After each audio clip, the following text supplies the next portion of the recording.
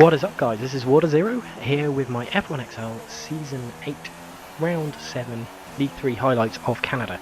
So I'm just finishing off my qualification lap here, and we've got 16 people in the lobby, so it's a larger lobby than we're used to at the moment, so it's always a good thing with new drivers, new challenges and all that. I do eventually end up qualifying in 6th place, but I am the top qualifier on the soft tyres, so that's always a good start. And Daz and Slow Dog have been, well, you can see their incredible timings from both of them, as well as the Grey Goose, who's another new driver. So some important battles definitely going to happen in this race, and some major news is that Storm has qualified in 10th place. Was not expecting that. I was expecting him to qualify quite high up, but I did know his teammate F1xl Nick was faster than him on that track, so it does correlate with those two. So pulling in, and for the end of the formation lap, there's quite a lot of cars which have had incidents already, and it's only the formation lap, so it's going to be quite funny to see what happens at turn 1. But here I am in 6th place, ready for what I'm hoping is going to be a great race. So here comes the lights, we're on 5 and away we go. I get a pretty decent start, but about the same as everyone else apart from Goals in front of me, who doesn't have a good start at all. But I'm going to go around this at the outside of Conte there. Pretty easy move to do, over and done with. Goals is having a go at Slow Dog, but Slow Dog gets a much better exit out of the corner, and I've gained a position, so that's a good start. So I'm just going to try and not do what I did in Germany and was be over hasty. So I'm trying to make every corner perfect, but I don't want to make a move too soon, because I'll end up just hitting other cars, which I don't really want to do. But not much is happening. I mean, I've got the same 4 cars in front of me, and Conti and myself are the only cars that have really swapped over positions so far. But I make it down the outside, and oh, there goes Daz going wide, and there's contact with a load of cars. I lose a little bit of my front wing. Slow Dog's gone.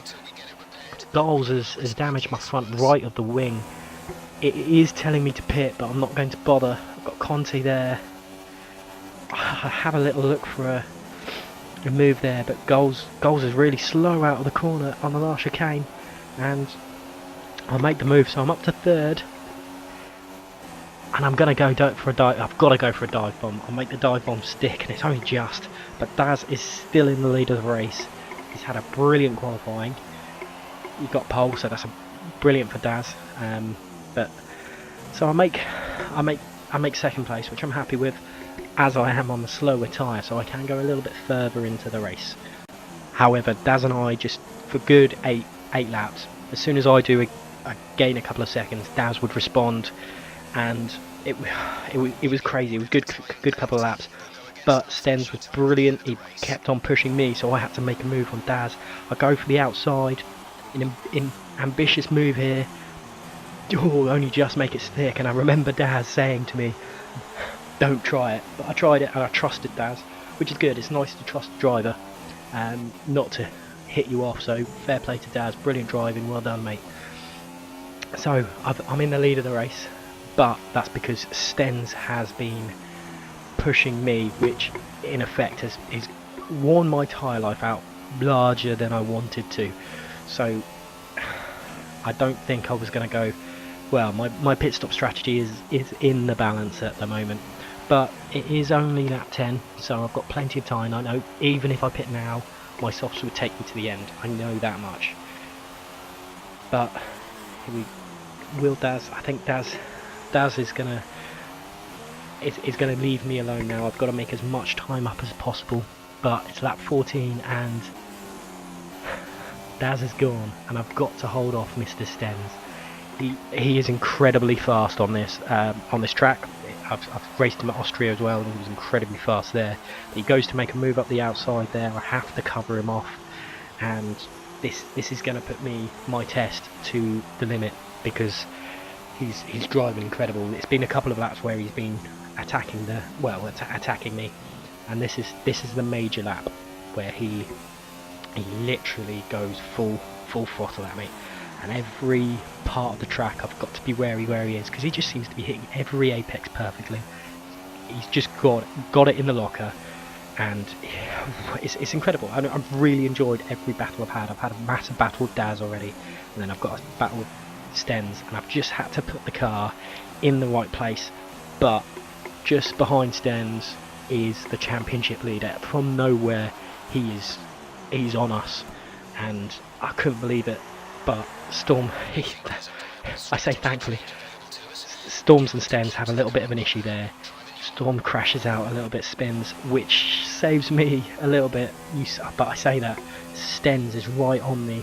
I go up the inside, and I try do the King of the Lake breakers, but we do make contact, and unfortunately it hits me in the way where I couldn't make the corner properly, and I get myself a penalty because of it. That's one of many crazy penalties, unfortunately. So I retain the lead, but only just, and we're looking again at the end of this lap. Stens is going to go for me. I managed to build a small lead, but the straights is where he kills me. The corners I'm equal to or a little bit better, but the straights he's just so much better. I have to go defensive at the major corners, which is the hairpin, which makes me slower to the straights, and this is just diabolical. How quick he is here is incredible. I have to go defensive up the inside again, or otherwise it's just an easy move, and I should have really pitted this lap, but I didn't. I stuck it out. I went for another to see if I could get him at the end of the straight. I know he's got DRS, but look how quickly he's pulling away, and there was no way I was going to make a dive bomb move like I did on Grey Goose earlier on. So it's towards the end of the lap. I think I've got to pit, so let's see if I can do the undercut. Completely forgetting that I have damage to the front right of my wing, so I've got to go into the pits and wait for a good 8, 9, 10 seconds, however many seconds it is, and there we go. It's just too long, and I come out in a pretty solid 6th place, to be honest. But at the time I was not thinking that. I was thinking, why am I so far down? And I get to a point of chasing down Demonic, and it takes me a good couple of laps to get to him, and he defends pretty well. Demonic Gaming he's a good defender, and thankfully we both ghosted there, otherwise I would have hit the back of his car.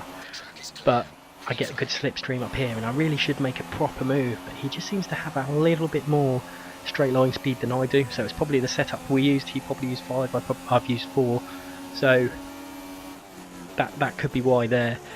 I make the corner, and he's still just pulling away that little bit away from me, and it's frustrating, but I know I can't make any rash decisions, but he goes a little bit wide, and that's it. That's my point.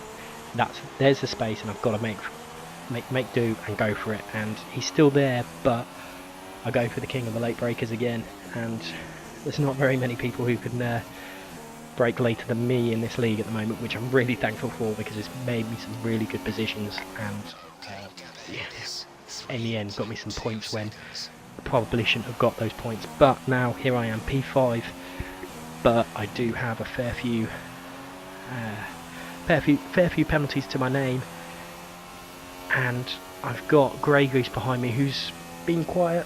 He's not really done much wrong, and he comes home actually to take P4 off of me, because I only finish, I think I finished 5.9 seconds in front of him, which means my 15 seconds worth of penalties put me behind. But it has been an incredible race. I've really enjoyed this. There's a table. If you have enjoyed this video, please like and subscribe for more, and I'll see you next time out, which is Brazil. Goodbye.